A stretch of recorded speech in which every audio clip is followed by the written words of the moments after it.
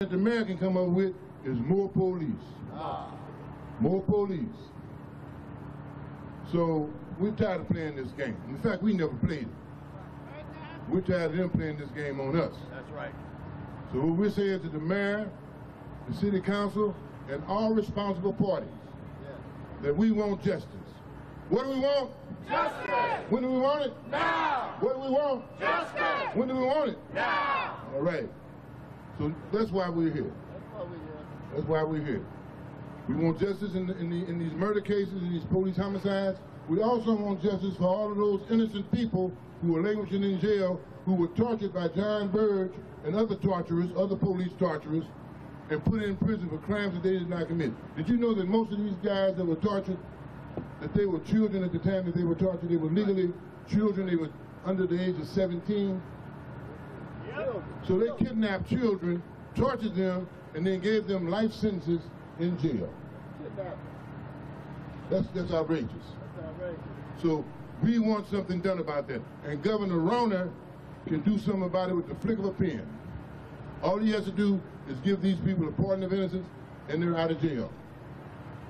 Kim Foxx is doing something about it. She's exonerating people, but not fast enough and not enough of them.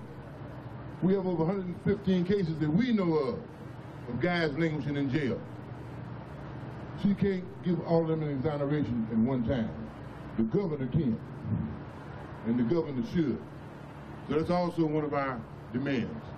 And finally, I just want to say that we have a piece of legislation pending in the City Council for an all-elected, all-civilian Police Accountability Council. CPAC! CPAC. When I say fight back, you say CPAC. Fight back! CPAC! Fight back! CPAC! Fight back! CPAC! Fight back! CPAC! Fight back! CPAC! Fight back! CPAC! And if we don't get it, Shut it down! if we don't get it, Shut it down!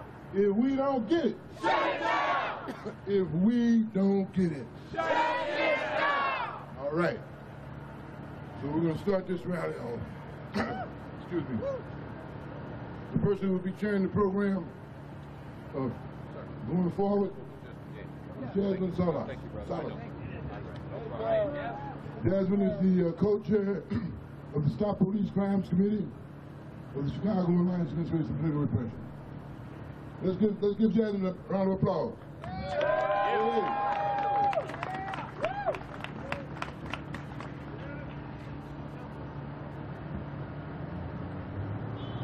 How's everybody doing today? How's everybody doing today? All right, y'all, I'm glad y'all are here, awake. Thank you so much for being here. This is a very, very important event.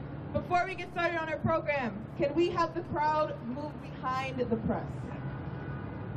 Yeah. Want the world to see. Want the world to know.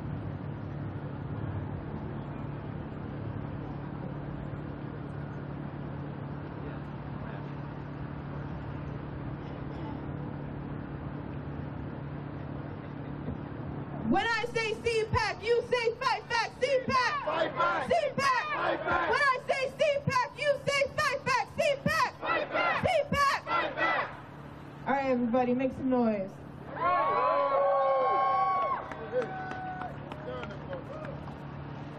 We are out here today to demand justice for the Kwan and all of the unarmed black and brown kids that are murdered by the police and the system that just lets it happen and refuses to hold these killer cops accountable. That's why we want CPAC. When I say CPAC, you say fight back, CPAC! Fight back! CPAC! Fight back!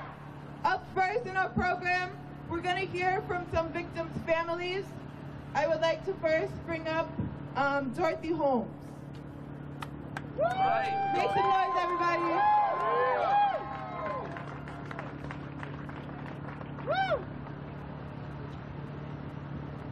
Good afternoon. My name is Dorothy Holmes, the mother of Ronald Johnson, who was killed October the 12th, 2014 by Detective George Hernandez. And on October the 31st, 2 investigators said false images helped clear cop in shooting, which was my son's case.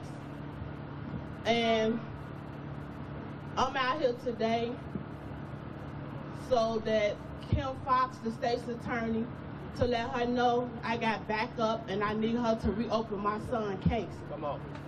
Because evidence is out showing that he was unarmed when he was shot down, which he was shot in the back by Detective George Hernandez, which they lied and said he turned around and he pointed a gun at the officer, and they tried to hide the video, but I seen the video and it showed otherwise, that he was just running away. I didn't know if you run, you get gunned down, but it's a lot going on, so we all see that here in Chicago, and it has become a virus, and it has to stop. You can't keep killing our kids and then y'all walk around to my child serving and protecting. Who are you all serving and protecting when we have to go to the cemeteries for our kids on holidays? Yeah. You're not serving and protecting us, you're serving and protecting yourself. That's right. And it got to stop. Come on. My son left behind 5 kids that I have to help raise now because of police misconduct. You can't keep doing that and expecting for us to be okay with it. That's right. Rami Manuel got so much blood on his hands, he need to be locked up. Yes. Yes. Let our people up out of there. Our people need to be here with us and not behind the bars. The ones that should be behind bars, they standing around looking at us right now. That's right.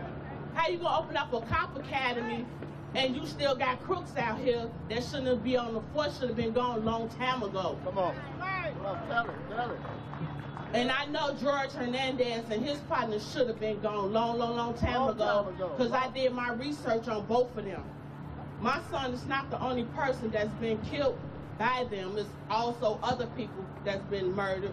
First thing they try to do is buy us off, and that becomes a tax write-off for the city. Come on. Well, my son wasn't no tax write-off. You can't offer me nothing. I need 12 people to make that decision on what was right and what was wrong. Come on. And this case, it was wrong, and I'm not settling. You can't buy me off, Rami Manuel. Come on. You can keep hiding, but you still gonna have to face me one day. Yes. And I've been calling you out since day one. And the only reason why he got reelected, because he kept Laquan McDonald video head. He kept Ronald Johnson video head. Because I promise y'all, if them videos would have surfaced around the election time, Rami Manuel would have been gone. He would have been. He wouldn't have got reelected. And all this police stop, frisk, and search because you see a black man, white person, anybody walking down the street, that got to stop too. That's right. That's right. Traffic violations, that got to stop. Since my son murdered, I not been pulled over 20 times by the police. Yeah. They even came to my house and shot my dog, killed my dog in front of my grandkids. Yeah. Wow. And the first thing they say, we're going to investigate. It's been 2 years now that they killed my dog. I ain't heard nothing from the city. My son been dead 3 years. Still know nothing from the city besides trying to pay somebody off. Keep y'all money because y'all gonna need it. And I'm gonna keep on fighting. I don't care how long it take. I don't care who they re-elect into that office. I'm gonna keep on fighting because my son's name will be cleared. I'm not going nowhere. I don't care how long it take. It might be the death of me, but if it do, I got some more people that's still gonna fight for Ronald Johnson. Come on. I ain't going nowhere. I won't be intimidated by the police when they pull me over for them bogus traffic stops. They can go to hell. That's right. The same way they talk to me when they pull me over, I talk back to them the same way. Come on. I'm not scared of y'all. That's right. And I won't be intimidated by y'all. Same thing State's Attorney Anita Alvarez said. I won't be intimidated by Mr. Johnson's mother. Hell, I wasn't intimidated by you either. Because I came right back at you with the same thing. You gonna be re-elected. Where she at? She out of there. And you all have a good afternoon. She gone. Right on, Thank you. Give it up, everybody, one more time for Ms. Dorothy Holmes. Yeah. Justice for Ronnie Man. Justice for Ronnie Man. Hey, who's ready to march? Yeah! That's coming up soon. But right now, if you don't have a CPAC sign, we have a ton back here on this bench. Get yourself a sign, represent CPAC, let everybody know what we're doing out here today.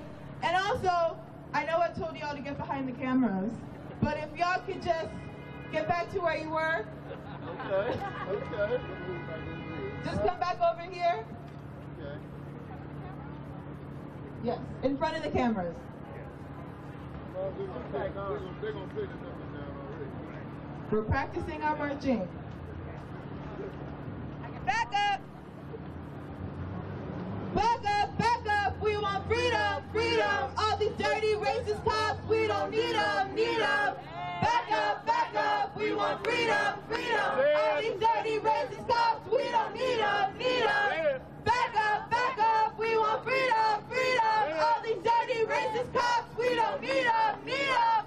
Back up! We want freedom, freedom! All these dirty racist cops, we don't need them, need them! Woo! Make some noise! Up next, we have Mr. Eric Russell. All right, Eric.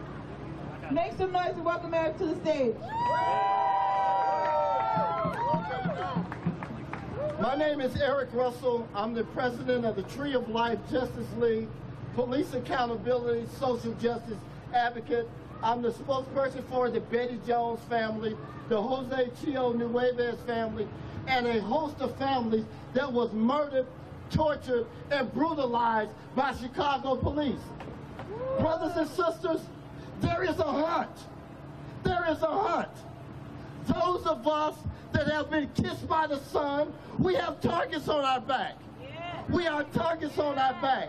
The Chicago police and the police nationwide are killing our women and children. They kill us on the way to jail, Freddie Gray. They kill us in jail, Sandra Bland. They kill us when we are simply in need of roadside assistance like Pritchard. They kill us when we simply open up our front doors like Betty Jones. What we demand that the police treat us with a certain amount of dignity and respect. What we ask for, it is simple. The police must uphold the law while they enforce the law. They are killing our women and children. Come on. The boogeyman, it is no longer a monster up under our children's bed. The boogeyman, they carry a badge and a gun. Come on. Jose Nueves, he was executed by killer cop based on a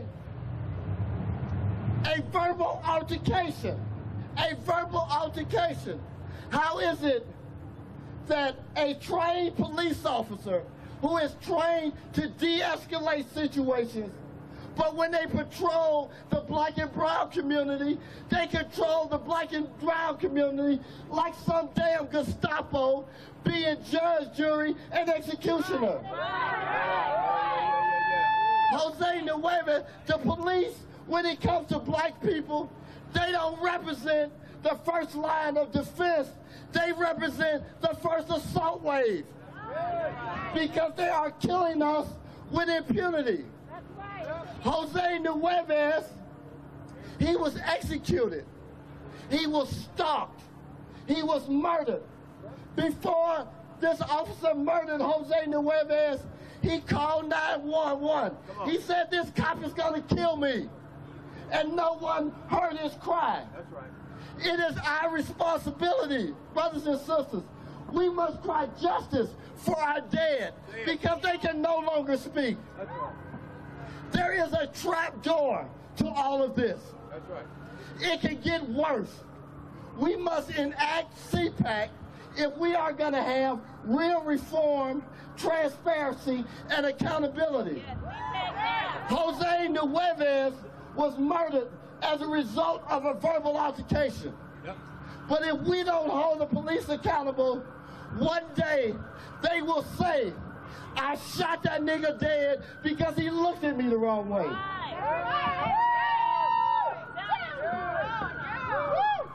Make some noise, everybody!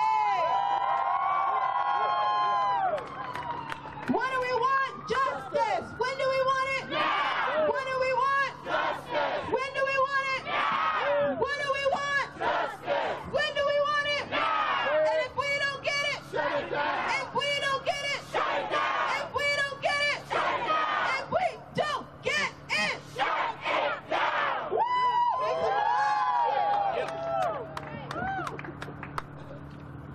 next, I want to welcome to the stage Miss Annabelle Perez. Give it up for Annabelle, everybody. Hello, everybody. My name is Annabelle, as you heard, and my son is Jamie Hawad. You might have seen his picture in the news because my son was tortured along with a whole bunch of other guys. There's 400 and something guys in the torture committee that are still waiting for their cases to be heard. They just passed my son's case when Anita Alvarez tried to stop it twice. But my son was wrongfully convicted, tortured by the Chicago police, and is still sitting there waiting for them to hear his case. There's mothers that have heard their cases already. But you know what? They're still sitting in court because they still need to investigate more. The torture committee investigated these cases. Why do we need more investigations? We need people to set these guys free. My son, this is my son. When he went to prison, you see this little boy? This is my son. A little boy that went to prison and now he's a man. But you know what? The system tried to corrupt him and they couldn't mess him up. My son is a man of dignity and respect. He did not take that for my son. As much as I sit here and I fight for my son, but you know what? My son is grateful to God for giving him the spirit and the courage to continue to fight, and for all the people out of here that have represented for him. I ask you to put CPAC on. CPAC is someone who is going to stand by the people and make sure that if the police officers are wrong, they have to charge them with something. But if they're not, hey, but they will investigate their cases. We need CPAC on for everybody, for justice for everybody. We need everybody that hears and has heard of it to start joining us and following us on Facebook and Twitter and everywhere, just to make sure that it gets on. I thank you, and now I ask for Kim Fox to please don't make my son sit there much longer. He's been there for too long. 20 years in prison for something he did not do, and he was tortured. I don't think it's right if they have all the evidence. Why do you need more investigation if you have more evidence of innocence than what you have of guilty? There's nothing there saying my son is guilty. Why not release him? I demand justice for my son and all the other guys. How many kids have we seen come home already? How many kids have we seen come home? How many more? You know what? This didn't just start. It's been here. It's just that some people have taken a stand. But we need all people, because you know what? I have grandkids, and I don't want my grandkids to go through what my son went through. That's right. And I don't want nobody else's. It shouldn't happen. We should make it better for the future of our kids. Thank you. When I say CPAC, you say fight back. CPAC! Fight back! CPAC! Fight back! When I say CPAC, you say fight back. CPAC! Fight back! CPAC! Fight back! All right, up next, I want to bring to the stage Miss Bertha Escamilla. Give it up for Bertha, everybody. Thank you. Good morning, everyone. Good morning. My name is Bertha Escamilla. My family and I were victims back in 1993 when my son was tortured, beat up, threatened, you name it. It was by detectives Kenneth Boudreaux, John Halloran, James O'Brien. These police officers have so many cases that they have with torture. It's all a pattern, and in every case that you have, they're all with Boudreaux and Halloran and O'Brien. These two victims that were just let go, Gerald Fulton, Nieves Coleman, they had the same police officers. And with all the time that they spent in prison, they wanted to still have them stay in jail till they played around getting more DNA. More DNA. This is what keeps on happening with every victim that gets into the court. There's no evidence, but they want to keep you. spending thousands and thousands of dollars. They don't care if you're innocent. Why should they? It's not them. That's right. It's costing taxpayers thousands and thousands of dollars. This is terrible. Everyone should be very outraged about this because it's all tax money, tax money. We all have to pay for this. Why is it that we have to always go in for more evidence? Why? When you are innocent, they should just let you go. Right. I don't know if any of you have read today's Chicago Tribune. There's an article there where Judge Gottschall is finding our mayor $62,506 for not bringing in police records. Now, who is going to have to pay for this? Aren't you people tired of this? Yes. I don't know about you, but I certainly am. We are out here because we want all the innocent people that have been tortured, and they all know who they are. Why must you keep on digging for evidence when all these victims, and I say victims, stay in jail? They should just be let go. Patterns of these police officers should be enough. They have the same complaints that every case has. What more would you need? Thank you.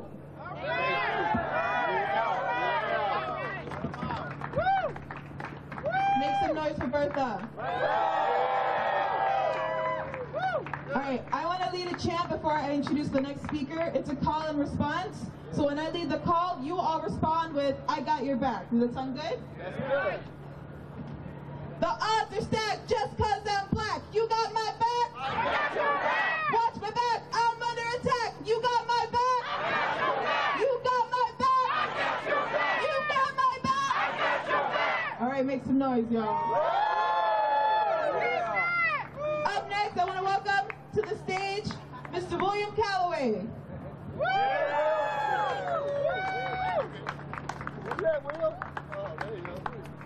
If we don't get it, shut it down. If we don't get it, shut it down. If we don't get it, shut it down. If we don't get it, shut it down. If we don't get it, shut it down. If we don't get it, shut it down. If we don't get it, shut it down. Make some noise for Laquan real quick. Make some noise. Hey man, my name is William Calloway, community activist from the south side of Chicago. The biggest opponent of Rahm Emanuel in the city. You hear me? Make some noise for that, Joe. Listen, it's imperative that we know on this November day 2 years ago, we shut down the mag mail for Laquan McDonald. We want justice for Laquan. We want justice for Ronnie Man. We want justice for Rekia Boy. We ain't forget. We want justice for Michael Wesley. We want justice for Dakota Bright. We want justice for all the names and every life that was taken by Chicago Police Department by excessive force. Make some noise for that right now. And if we don't get it, hey man, we have to organize. It's imperative that we organize today. We got 16 months, y'all, until Rahm Emanuel is up for re-election. Say 16 months. 16 months. 16 months. 16 months. Each month we need to organize effectively. We need to organize in your community. Make sure you put pressure on your local alderman. Make sure you get involved in these midterm elections. Find out who your state rep is right now. We got legislation in Springfield that's not moving because of these legislators called Laquan Law. Say Laquan Law. Laquan Law. That would give us the power. It's recall legislation would give us the power to recall the mayor, the Cook County State's Attorney, and all these crooked aldermen. Make some noise for that.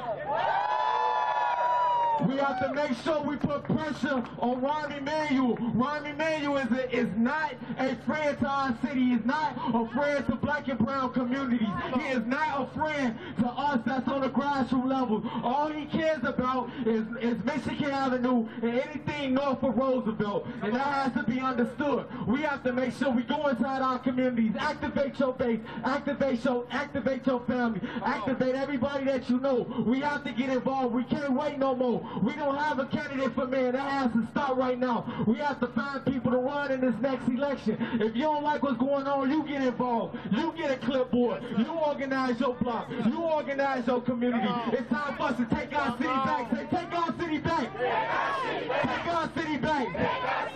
It's without a doubt that Ron Emanuel knew. He knew about that tape. He covered that tape up intentionally for re-election purposes. If anybody else tells you different, if anybody else says differently, they're naive. Gary McCarthy said that Ron Emanuel knew about that tape. The former superintendent of Chicago Police Department has said on record that Ron Emanuel knew about that tape. And we got the special prosecutor, Patricia Brown-Holmes, who refused to indict the other officers that lied and falsified that report. And man, she failed us.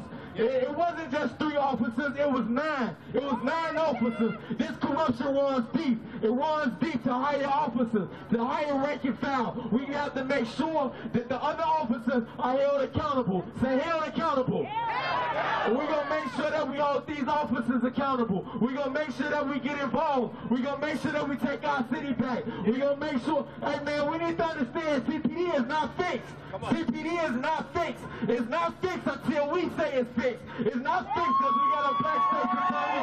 It's not fixed because we got a black superintendent. It's not fixed because we got more black officers around that don't really care about us either, just like these racist white police officers. It's not fixed until we say it's fixed. And so we gonna fix it. We gonna fix it. So we gonna fix it. We gonna fix it. And we gonna get justice for Laquan. And we demand a speedy, we demand a trial immediately. We want Judge God to make sure we get a trial. It'll be 4 years next year, man. It'll be 4 years since Laquan been shot, man. And we still haven't got any type of justice for Laquan McDonald. Jason Van Dyke goes to his house every month. I go to court and watch this man go home every month. Every month he leaves that courthouse smiling and smirking after he done took the life of an unarmed young man. And that grieves my spirit and it grieves my soul. And I'm not going to stop till we get justice. And we not going to stop till we get justice. Say 16 shots. 16 shots. 16 shots. 16 shots. 16 shots. 16 shots. I say to y'all, I love y'all, man. When I say CPAC, you say fight back, CPAC! CPAC! When I say CPAC, you say fight back, CPAC! CPAC! Up next, I have the honor of welcoming Alderman Carlos Rosa to the stage, the sponsor of the CPAC legislation that's currently in the City Council. Give it up, everybody. Thank you. How y'all doing? Yeah. Good morning, sisters and brothers. Good morning. Good morning, beloved community. Yes. It is so beautiful to be here with you today because what I see before me is the city of Chicago. Come on. Black, brown, white, the youth, our elders, people from every walk of this city. That's right. Coming together to demand community control of the police and justice for Laquan McDonald. It is ridiculous that the city of Chicago can find $95 million to build a new swimming pool and shooting range for cops, but we cannot implement what we know will truly bring oversight and accountability to the Chicago police. Over the last 10 years, police misconduct has cost the city of Chicago $660 million. Tell it. But the lives that have been lost, whether it's Laquan McDonald or Rekia Boyd, the violence that has been inflicted in our community cannot be quantified by any dollar. No, it can't. No, it can't. I'm here today because over 1 year ago, I and 7 other co-sponsors introduced the Civilian Police Accountability Council ordinance. An ordinance ordinance that was brought about by those that were directly impacted by police violence. Come on. An ordinance that is informed by research and the experience that tells us that the only way that we can truly bring an end to police misconduct, that the only way that we can ensure that there are no more Laquan McDonald's or Rakia boys that lose their lives in the city of Chicago, that the only way that we can ensure that the city of Chicago does not lose another $660 million in the next 10 years is by bringing democratic community control over the police. Now that ordinance has languished in committee for over a year in public safety. And when I go to City Hall and I log on to the Wi-Fi there, and I try to go to the website about CPAC, guess what? The website's blocked. You cannot access information about CPAC in Chicago City Hall. That's right. That's right. So my question to you is, why is our mayor, why are so many of my colleagues afraid of democracy? If you are honest, if you are committed to ensuring that we have a government that is truly of, by, and for the people, if you are committed to ensuring that we have a police that are truly serving and protecting the people, then you have nothing to fear when it comes to community control of the police. So we are here today, but this is not the last time we will be together. Because as we move forward in the next 16 months, there's a legislative tactic that we can use in the Chicago City Council, and that's called Rule 41. And I fully intend to join with the other co-sponsors of this ordinance to force a floor vote in the Chicago City Council sometime soon. To make sure that the people of the city of Chicago know where their aldermen stand. Yes, sir. Do you stand with the murderer of Laquan McDonald? Or do you stand with the people that are fighting to make sure that we don't lose another young black life to police violence? Do you stand with those that are saying invest hundreds of millions of dollars in providing health services to our community, and providing mental health clinics, and addressing the root causes of crime and violence? Or do you stand with those that want to give a new swimming pool to cops? That's right. That's right. Sisters and brothers, who do you stand with? People. You stand with the people. Who do you stand with? People. We're going to get this done. Thank you so much for inviting me here today. Justice for Laquan McDonald, CPAC now. When I say CPAC, you say fight back. CPAC. Fight back. CPAC. Fight back. When I say CPAC, you say fight back. CPAC. Fight back. CPAC. Fight back. All right, up next, I want to invite up one of the organizers from the No Cop Academy campaign. Is Debbie here in the crowd today? Debbie not be able, somebody did. Okay. Looking at it. She's right there with the flash. Come on up, sister. Come on up. Is that her name? Jessica. Jessica? Come on up, Jessica. You with No Cop Academy? Maria. Maria from Black Lives Matter? Yeah. Maria, okay. Okay. Maria from Black Lives Matter? Yeah. You want to come up to the stage, Maria? Make some noise, Yeah. All right. So, I'm Maria Hernandez from Black Lives Matter. Oh, yeah. I'm so happy to see us out here again on the most American of holidays, where we shop to put more money in the pockets of the multinational corporations that are devastating communities here and around the world. Come on. That are taking over the government, hollowing out our government and replacing it with public-private partnerships and private corporations that want to destroy everything we need to survive. I'm glad that Chicago still knows we got to come out and hit them in their pockets every year. That's right. Come on, sister. And it's especially powerful this year as we continue to have to fight for justice for Laquan McDonald. Jason Van Dyke will be held accountable. Everyone will be held accountable. We will continue to come out as we continue to have to fight for justice for Ronnie Man Johnson.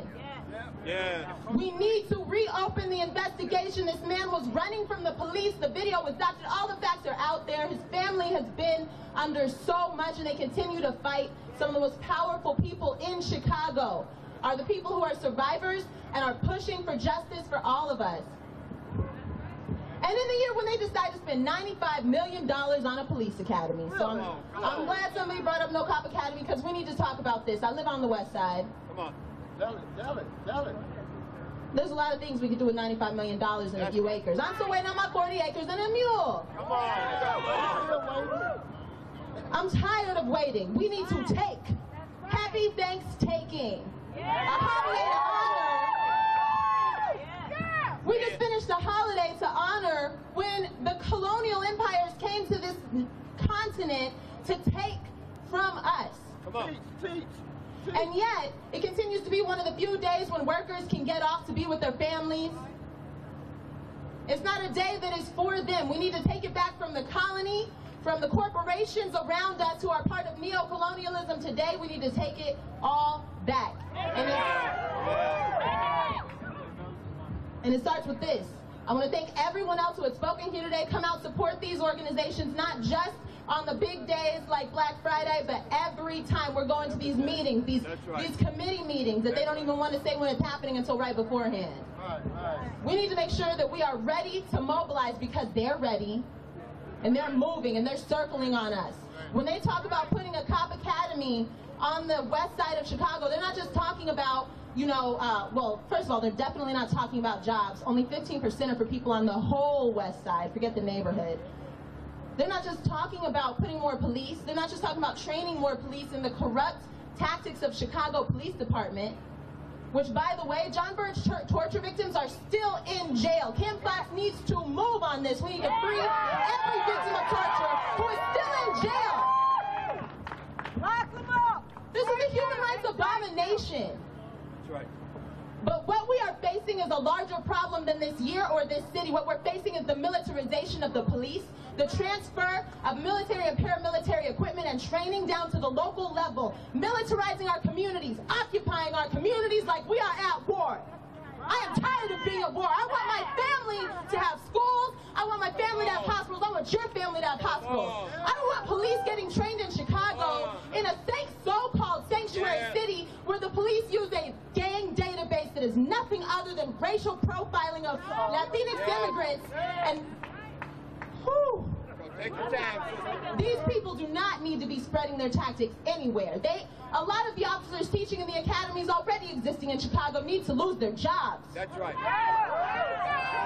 We need to divest and invest. Take that money back, put it in our communities, in our food, our energy, get our schools, our job trainings program, our drug program, our anti-violence programs led by the community, because no one is going to solve the violence, the drugs, the crime, the mental illness in our community except us. That's why we need CPAC. CPAC now. CPAC now.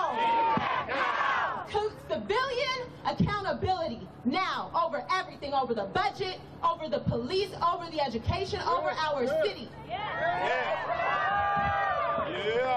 Thank you, Chicago. We gonna win.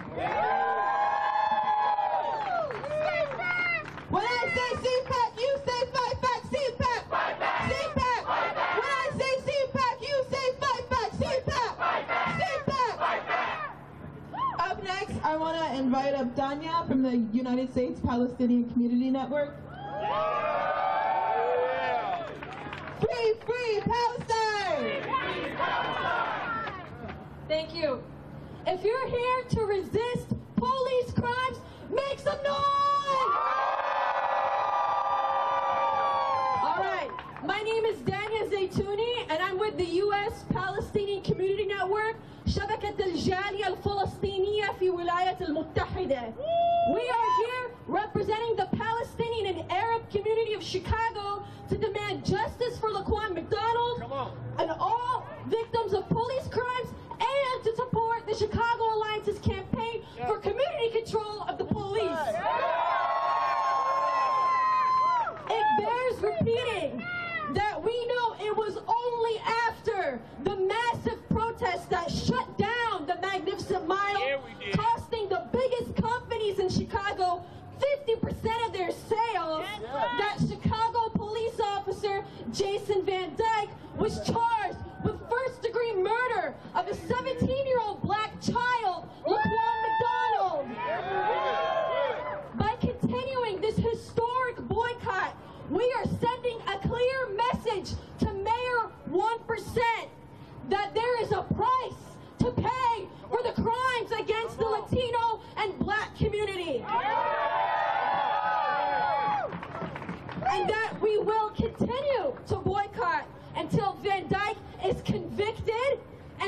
CPAC is passed and until all 118 wrongfully imprisoned police torture survivors are freed.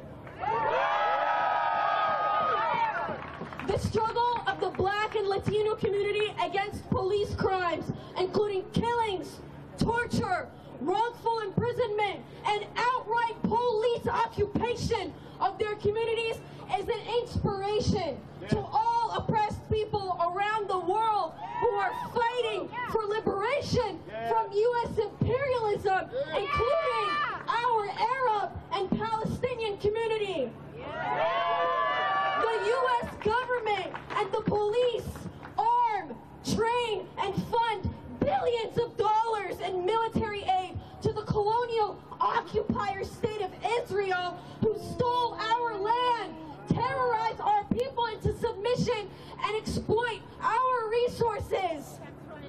The truth is, the only thing the U.S. government has ever liberated Arabs from is our vast oil reserves. And the only thing that the police have ever protected the Black and Latino community from is any chance at real social and economic equality. What we must do is we must make the racist occupation of our communities unsustainable by raising the cost of these occupations. That is why we must boycott the Magnificent Mile. That is why we must boycott the racist state of Israel, and why we must continue to organize our communities for national liberation and self-determination by any means necessary.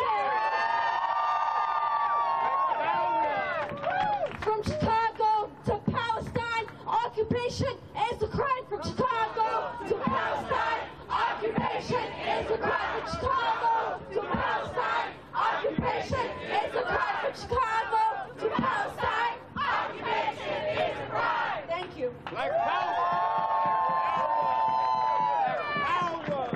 No justice, no peace, no racist police. No justice, no peace, no racist police. No justice, no peace, no racist police. No justice, no peace, no racist police.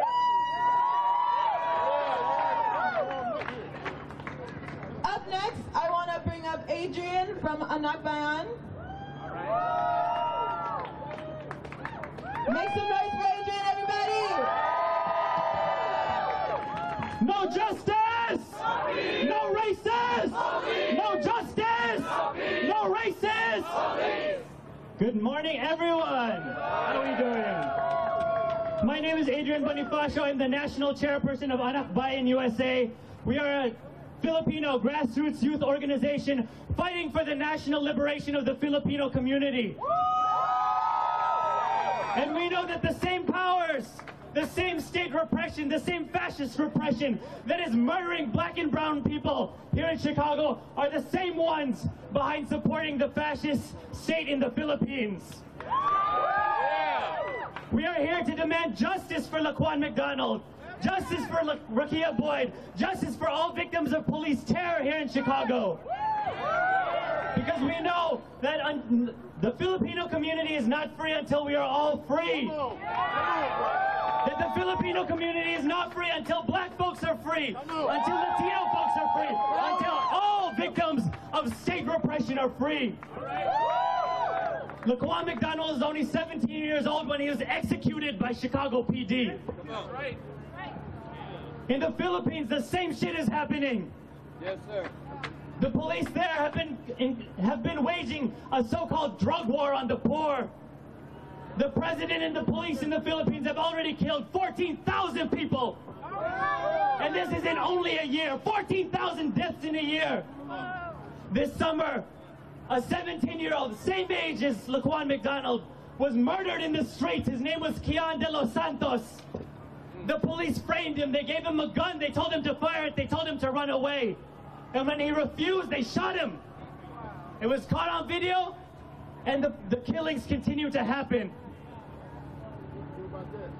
The killings continue to happen because we know that police brutality, that the police, it's a culture and it's a system to protect the ruling elite, to protect the fascist state. And it will not end until we organize our communities. It will not end until we mobilize in the streets, in the thousands, in the tens of thousands, in the millions, to demand justice for our communities, to demand that imperialism, which is militarizing our communities here at home, here in Chicago and abroad, that millions of our dollars, our taxpayer dollars, are funding this police, that $95 million cop academy, that's our money. The hundreds of millions of dollars going to the Philippines, to Israel, the billions that are going to Israel are funding state terror there too. And until we can take a stand against fascism, against imperialism, against militarism, the state will continue to oppress us, to exploit us, and that's why we must organize. We must build a mass movement, because only through a mass movement can we enact CPAC, can we stop the killings of our youth, stop the killings of our community. So when I say U.S. imperialists, y'all say #1 terrorists. U.S. imperialists, #1 terrorists. U.S. imperialists, #1 terrorists. U.S. imperialists, #1 terrorists. CPAC, CPAC, CPAC. Thank you all.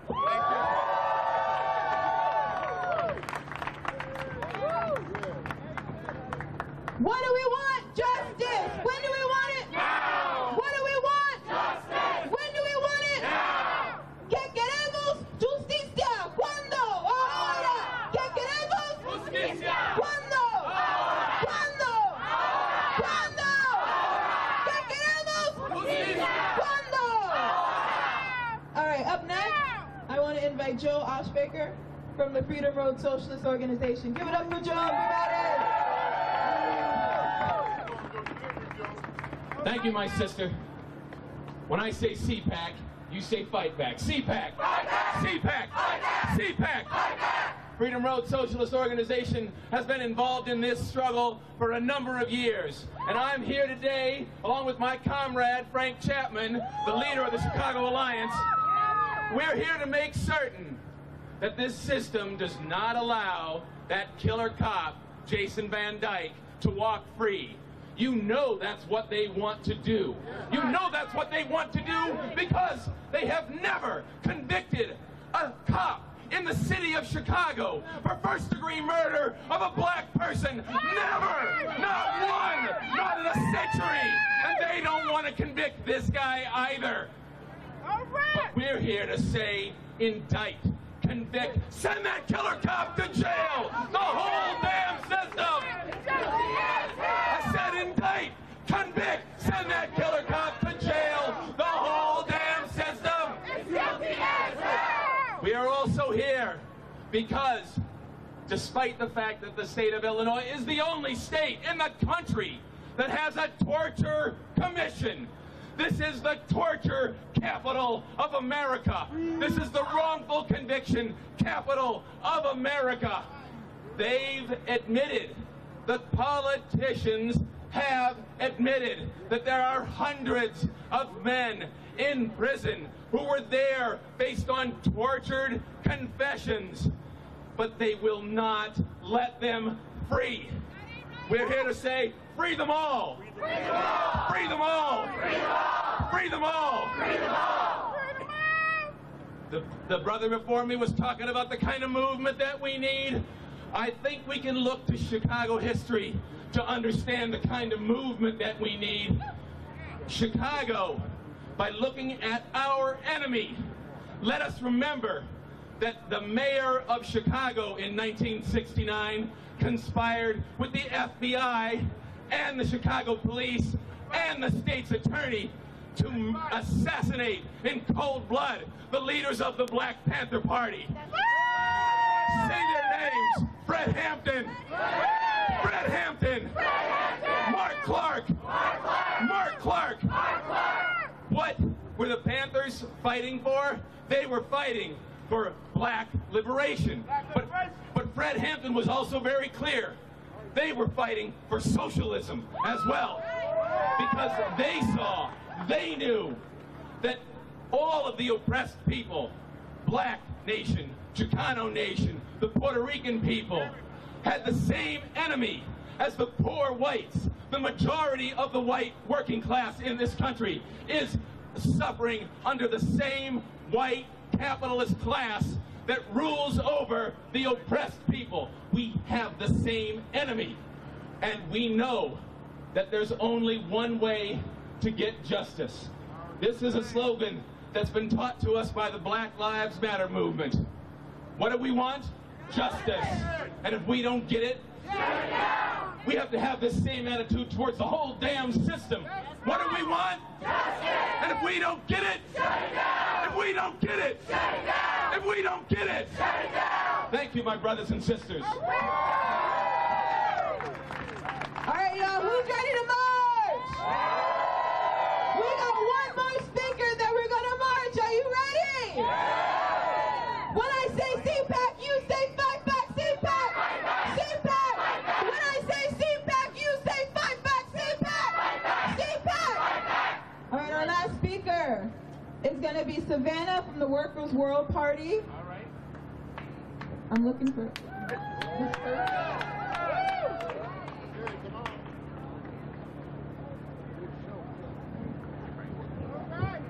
Thank you. I'm so happy we're all here together today. Thank you for being here.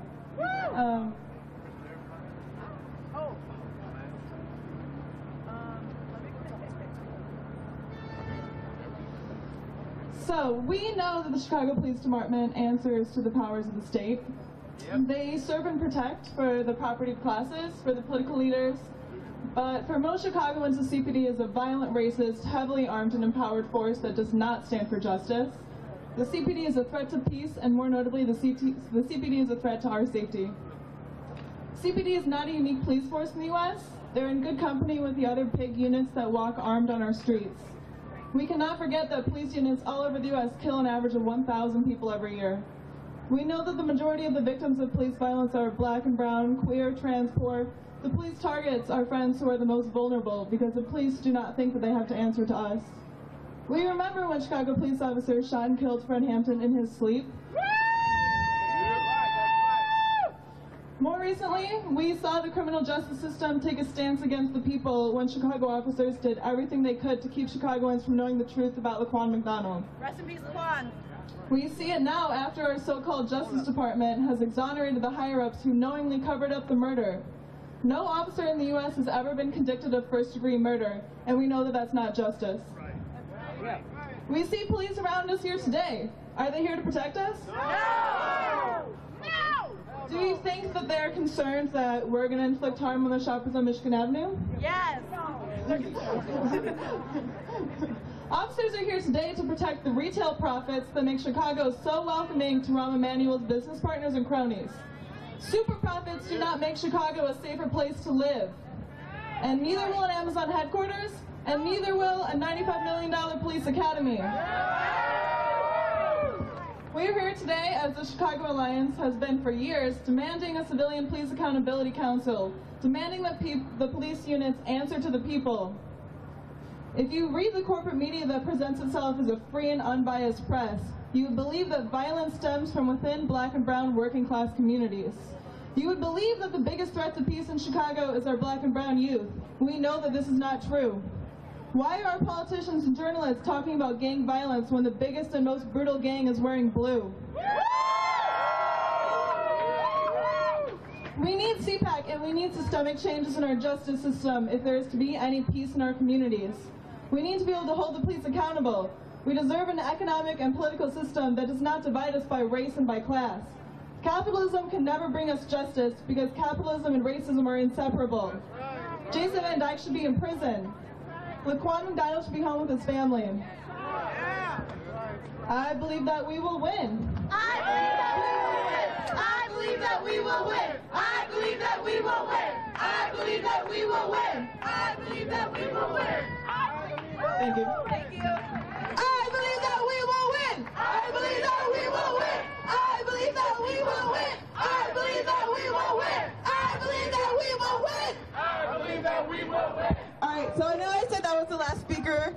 Totally my bad. We have one more speaker here from the Progressive Labor Party. Make some noise, everybody. Yo, how y'all doing, Chicago? All right. Good, good. So I'm a member of the Progressive Labor Party, but also a member of Black Lives Matter in Gary, Indiana. Give it up, give it up. So I want to first salute to those engaged in the struggle against racist repression here in Chicago.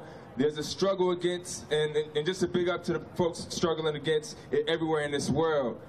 Just across the lake, we're engaged in a similar struggle for working class folks to try to get and obtain community control over the police. And we modeled ours after CPAC, so give it up for y'all.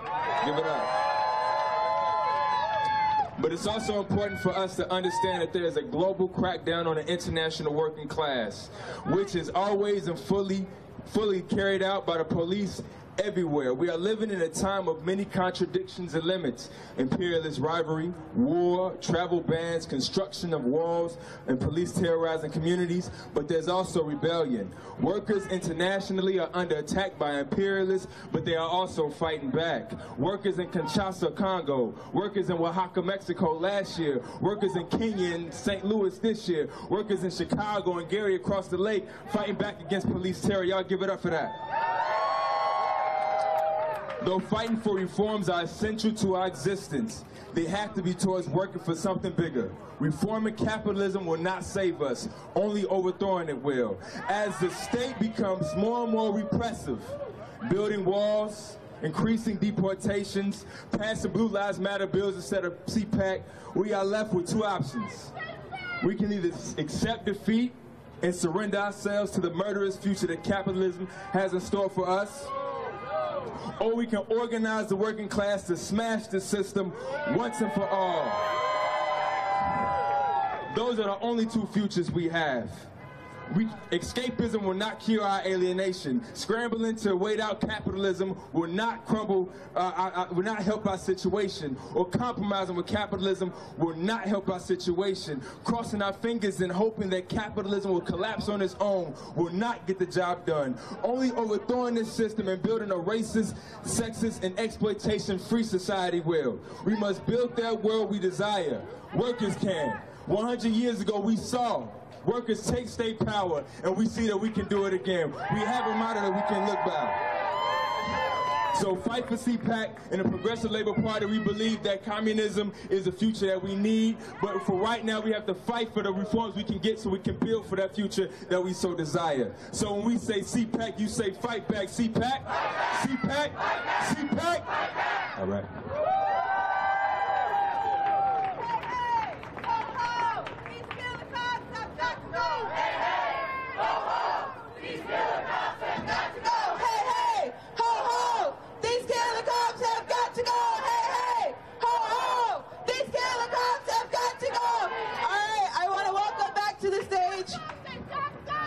That's right, sister. I want to welcome back to the stage Frank Chapman. He's going to lay out what the march will look like.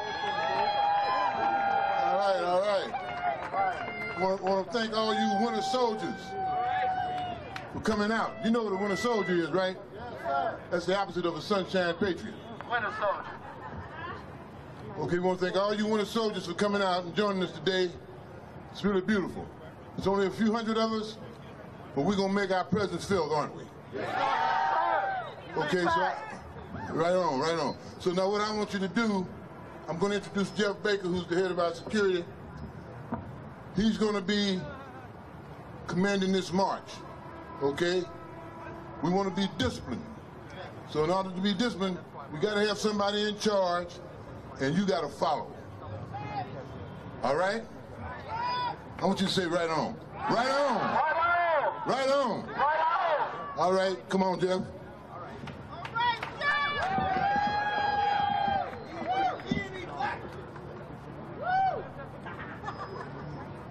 I'm in a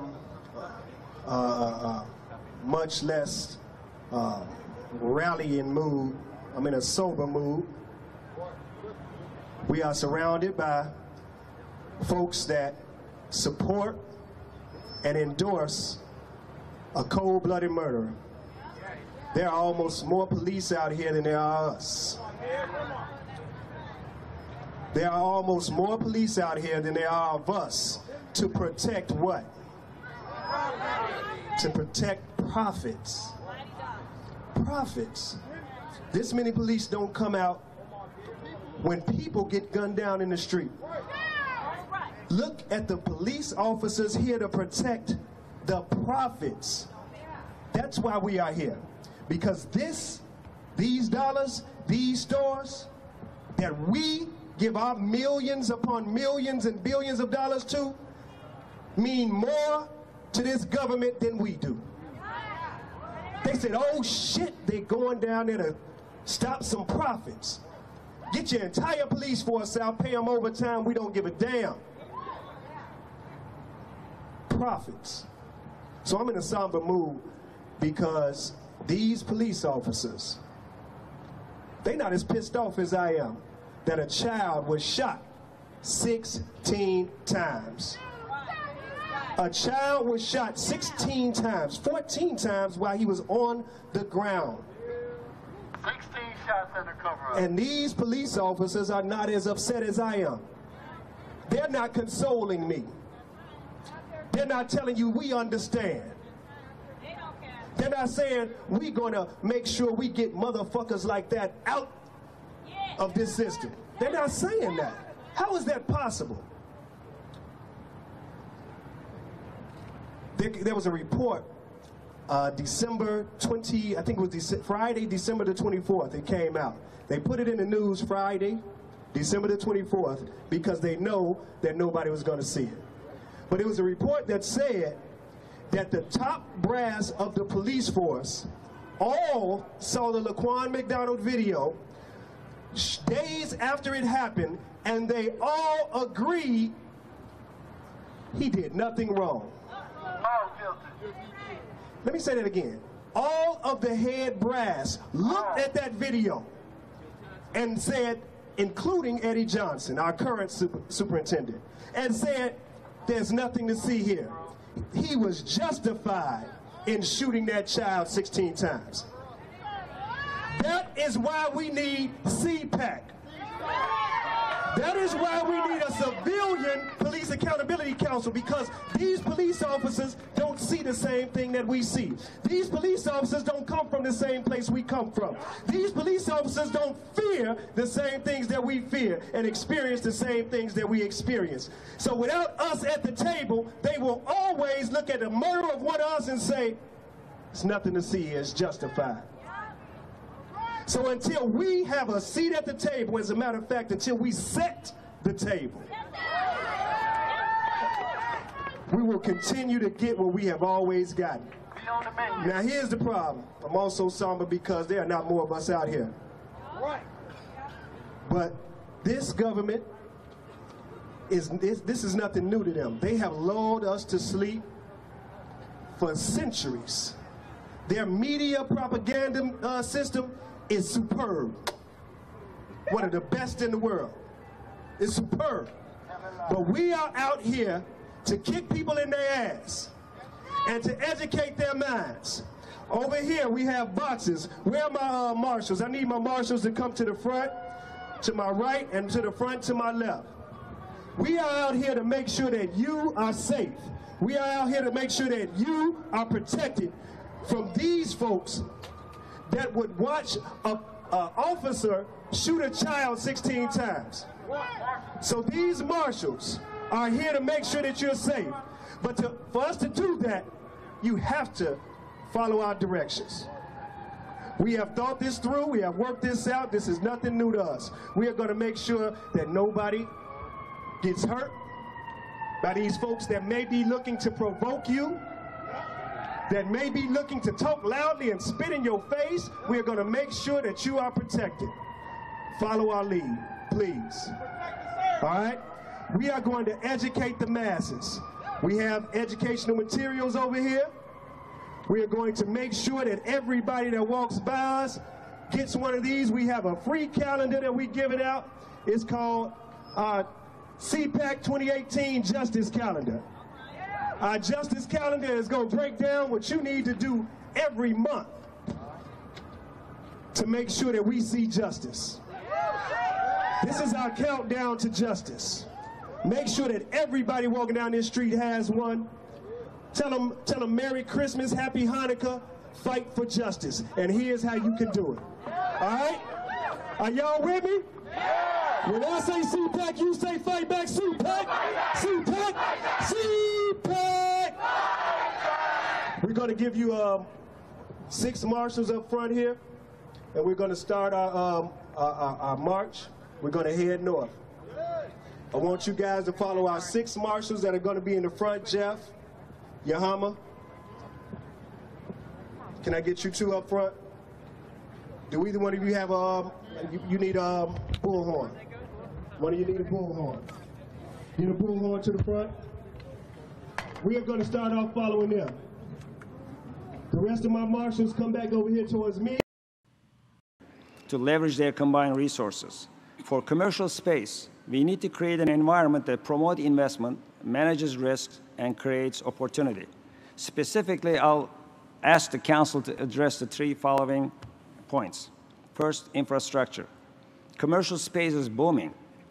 The U.S. should lead the effort and invest in the building essential infrastructure, the highways and space, for a strong space economy. The right policies and regulations can provide oversight and accelerate capital to new initiatives, creating jobs and markets with huge returns, including new scientific discoveries. Second, commercialization. The global commercial space market is valued at over $335 billion a year.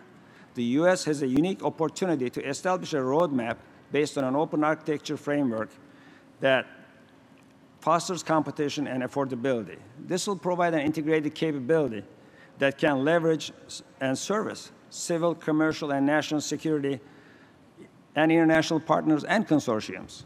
Incentives are critical as well to stimulate the space economy and ensure U.S. global leadership. For example, like a free trade zone, a space economic zone could be created at the International Space Station and aboard U.S.-flagged space vehicles. Third and final, continuation of the International Space Station. The U.S. should make the decision now to continue operating the ISS through the end of the next decade. This was a hard lesson learned when we retired the space shuttle. The ISS is considered to be a stepping stone for exploration, and we need to preserve it to open new doors into space and go to deep space. In closing, let me address the future. This administration is focused on space. This will light a fire in our national imagination and inspire our children. After all, space is multi-generational and a bridge to bring cultures and worlds together. For FNN and me, our own mission statement reflects this focus.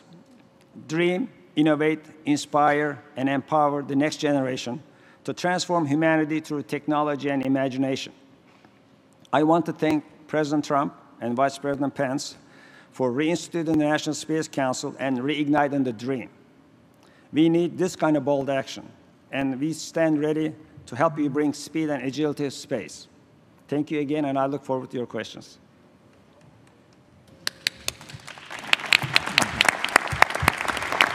Well, thank you all. Thank you all for your words. More importantly, thank you for your inspiring example of American ingenuity and creativity. I know we're all moved, and millions of Americans follow with great interest these companies and all that you've done. And we're honored to have you here. Let me, the chair will ask a very quick question. Gwen, you talked about regulatory reform. Fatih, you talked about the kind of regulation that would create infrastructure in space, a space highway. Bob, you reflected on the same, making sure that the U.S. drives economic expansion in space. Can anyone on the panel speak briefly to what we might focus on with regard to OMB, commerce, transportation, in the area of regulatory reform? And I believe the testimony was that we have not updated regulations with regard to space since the days of Apollo.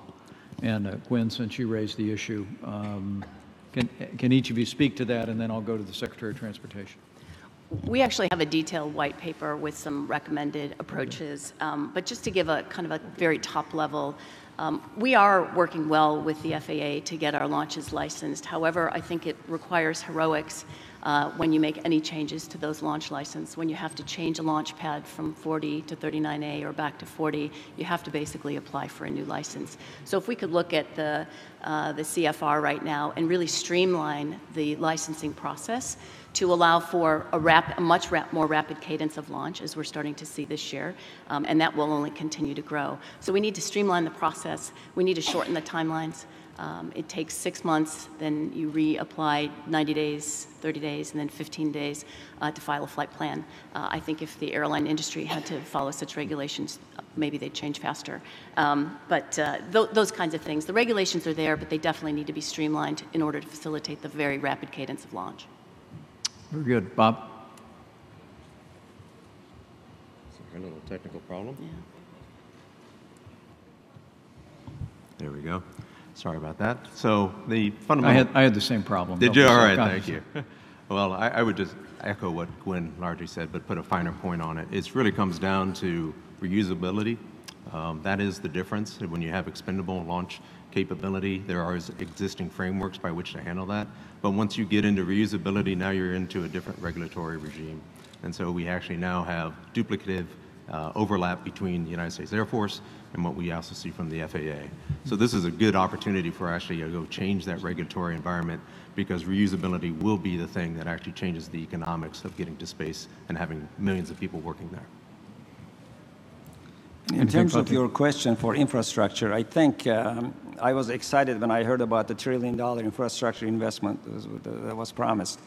Just a fraction of that could be invested in space as well as the Earth. I mean, we build roads, bridges, and highways, but you can envision to have a toll-free road, highway in space that we allow other people, many commercial companies creating jobs, going out there, giving them access, lower the cost of access, which our colleagues are doing a great job in terms of inexpensive rockets, but additional infrastructure investment, if it is made, then eventually you can charge a toll and it will be self-sustaining. Right. So I think there's a lot of job creation potential here if we lean forward and lead.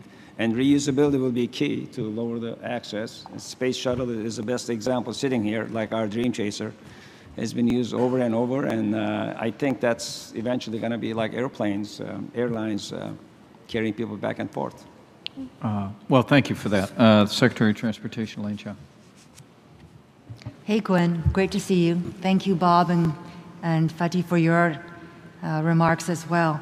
Gwen, it was so interesting to visit your facilities out in Los Angeles. It was really like a visit to the future. You know, one of the most interesting potential applications of commercial space is this idea of flying passengers like to any city on Earth in 30 minutes. That sounds like something, you know, that would completely, obviously, revolutionize long-distance transportation. So can you share with us a little bit as to what the vision is and how this new future would look? Thank you, Madam Secretary. Last week, Elon announced, or basically gave an update on the Big Falcon rocket program, Big Falcon rocket and Big Falcon spaceship. That program was meant to complement the existing launch vehicle suite that we have, which is Falcon 9, which is flying regularly now, Falcon Heavy, which will start flying very shortly, and then the BFR system complements it and gets us through the full suite of national security space launch. It also enables much larger passenger carrying vehicles. The Dragon spacecraft, which we will fly shortly for crew, can carry up to 7 people. For NASA, we're flying 4 people. BFR is planned to fly hundreds of people, both to low Earth orbit. Our ultimate destination is Mars, but that system is being designed also to do kind of Earth hops. And those are some of the first tests that you'll actually see with the Falcon spaceship. Others on the panel to the overall theme? Well, we had actually a contract from Far East country in terms of transporting from Indonesia to Puerto Rico. We did a study, several $1 million. And that's a great possibility. It was taking about 45 minutes, a very short time. It's expensive right now, but I think if you look into the future, it will be affordable. Thank you, Madam Secretary. Anything else? Well, good. Let me go to the Secretary of Commerce, Wilbur Ross.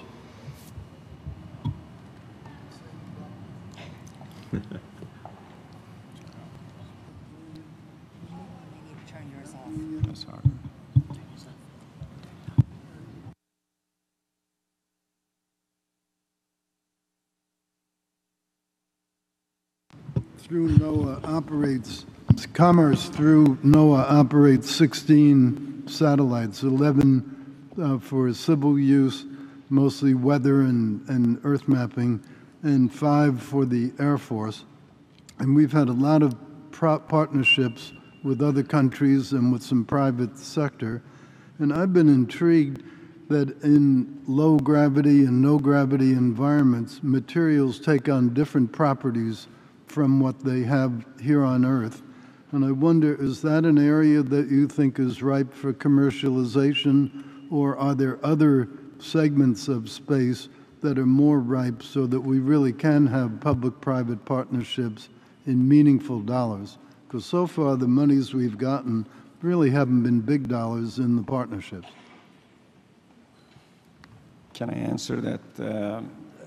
That's a very exciting area because we have so many requests as part of our commercialization of the Dream Chaser program outside of NASA from pharmaceutical companies and building new materials in space, growing crystals that are not possible under Earth conditions, but microgravity allows you to do that. So there are so many possible industrial potential, including 3D printing in space, that can allow you to do other things that you couldn't do industrially on Earth. So it is a very exciting area that I believe it's going to be a big economic stimulus eventually.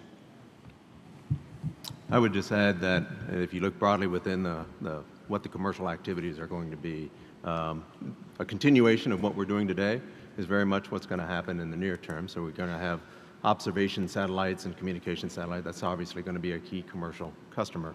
But the next one for Blue Origin is going to be space tourism. So within the next 18 months, we're going to be launching humans into space. And this won't be astronauts, people that have been trained and specialized within an area, but these are going to be everyday citizens. So that by itself is going to open up new ways of actually thinking about commerce into space, which is going to be very exciting. Beyond that, as we reduce the overall cost of getting to space, many of those things come to play, such as space power, manufacturing in space, and using a lot of and exploiting a lot of the resources that are actually in space today. So I think once we get to those first 3 levels, then we're going to be able to actually go a little bit further and faster in terms of actually getting higher economic activity in that front. I do believe strongly that once you put people, massive amounts of people in low Earth orbit and beyond, the space enterprise will proliferate in ways that we can't even imagine right now. Very well said. Thank you, Mr. Secretary. If you have nothing else? No, that was just been shut off again. that was my big set of questions. The other one, though, was when we have international partnerships, how do you modulate it so that we make sure we keep control and we keep our leadership position as opposed to diluting it with these third parties? Secretary Tillerson has a very robust set of rules called ITAR, which prevent the proliferation of technology to countries outside the United States. No, I didn't mean the export of technology. We have BIS, so I'm well aware of the limits on that. I was talking about if somebody pays very small rent to use a space on a space station and develops a product, how do we get some benefit out of it rather than it being the third party or the international partner? Well, if I can try to answer that, because we are right now in the process of working with United Nations, as I referred earlier. They signed an agreement with us to do a mission in 2021 with 84 countries who cannot afford access to space. There are a lot of universities and experimentation lined up to be included in that mission. Everybody pays a small part to be part of that. But we are managing the architecture. We are managing who can get on there, what's going to be the outcome, IP management rights, and those are evolving. But we have a tangible example right now, right around the corner for that mission. That's going to be very interesting to prove that. But I am excited because it's the U.S. leadership. It's our airplane, American space plane, taking these nations and experiments in space. So we will have more say on this than if we let somebody else do, like Chinese set up a space station, free access, and everybody goes there, and we have no control. So, thank you. Thank you, Ms. Secretary. I'm going to recognize the Secretary of State, and then a wrap-up question from the Director of OMB before we move on to our final panel. And I will say, Gwen, that the Secretary of State would greatly welcome the enhanced transportation. Yes, I would. Travel time. 30 minutes to destinations around the world would be great. Mr. Secretary, I'm all in. Kind of picking up on several comments around regulatory obstacles, but I want to extend that a bit to international space law. And in terms of international space law and where it stands today, how it develops to accommodate how rapidly the use of space is changing from a commercial perspective, and whether you are encountering obstacles from other countries in this space, in this area of the development of international space law, and how do we need to be thinking about that from our standpoint of diplomacy, foreign policy, because obviously we want to create the conditions that allow our U.S. commercial entities to compete and to thrive, maintain that leadership position, regain that leadership position. So kind of pushing this regulatory environment out into now the space environment, are there areas of concern you can identify or obstacles you're encountering that would be helpful for us to understand? Thank you. I believe with the movement to go beyond Earth orbit, the FAA is undertaking or looking at ways of regulating that activity. And I wouldn't say that we've had any issues yet, but know that these things are coming, and that we will have to have a regulatory regime that does cover private missions to the moon, private missions to Mars as well. So my guess is we are kind of just starting that journey, and we will be working, hopefully, very closely to make sure that the regulatory regime is there for us to do work, our good work, in a very rapid manner. I would just add that a regular review of what the export regime is between Department of Commerce and Department of State is always a good thing to go do. Those tend to get locked in for long periods of time as technology advances. Getting that update on a regular basis, I think, is very valuable. Allows us to actually understand where that sharp line is, because at Blue, we all tell everyone to take one big step away from that red line, but we want to make sure that we actually are doing whatever we can do to actually spur commerce. Second thing to your question is really around the Outer Space Treaty. The Outer Space Treaty is, I think, a good framework that we have today. I think it supports what we want to go do in the future. I think there are details that have to be worked out on that, but that's a discussion that I think we can go on as we get closer to some of those actually becoming an impediment. I'll just add to that one quick point that it goes back to our leadership, U.S. leadership. I think right now, for instance, my company has 10 international agreements with ESA, JAXA, everybody else to do this, and a lot of them want to come here, and we want them to come to the United States to create jobs. So to allow them to be able to establish here and work jointly together to go to outer space. And I will say that we will leverage these agreements with ESA and Canadian Space Agency and JAXA and other ones to be able to keep our leadership, and other countries will have to follow. So I think there is room for improvement there. Thank you, Mr. Secretary. And Director of Office of Management and Budget, Mick Mulvaney.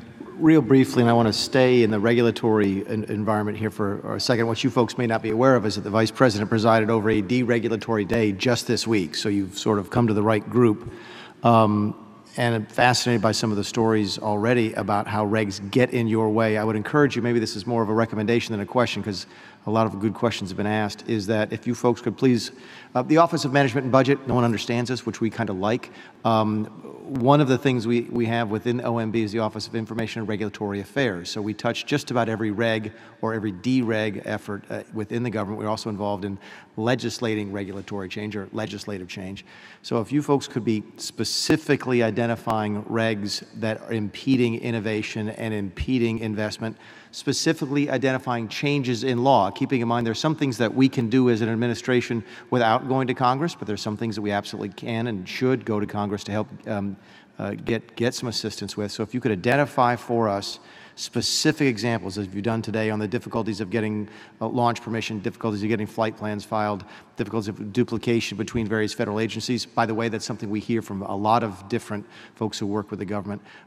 We are actually in a position to help you in a fairly short order as far as government service goes. So thank you for doing this today. I don't have a question, Mr. President, but I would encourage them to get the Office of Management and Budget anything they can on where they need help on DREG.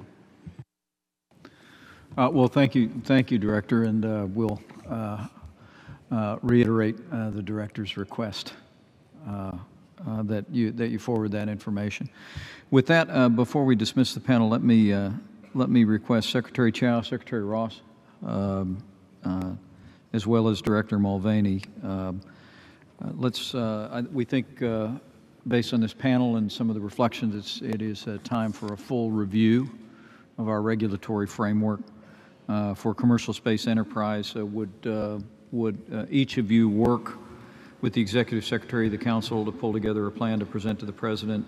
The objective would be to remove barriers to American innovation by streamlining regulations, reducing bureaucratic hurdles. Space companies, Elaine, Wilbur, yes, of course. you recognized? Good. Look forward to working with We've actually already asked, since we've been sitting here, for the SpaceX white paper on the DREG, so good. That's already started. Wilbur, you'll get your team working on that. I think our objective is let's have something to review for our next council meeting. When will that be, Mr. Vice President?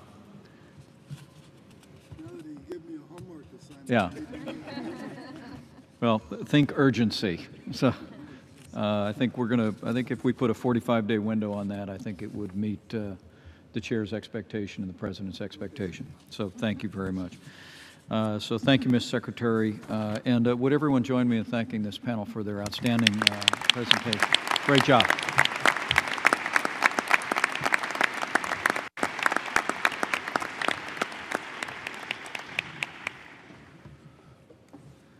Our final panel of the day will focus on the national security aspects of the space enterprise.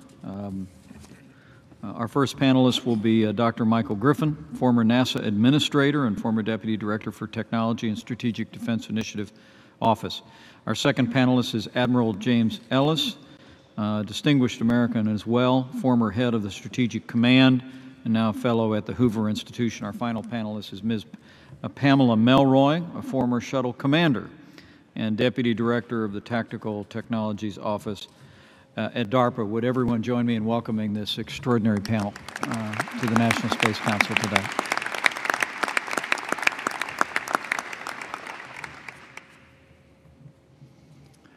Dr. Griffin, you're recognized for opening remarks, and welcome back to the National Space Council.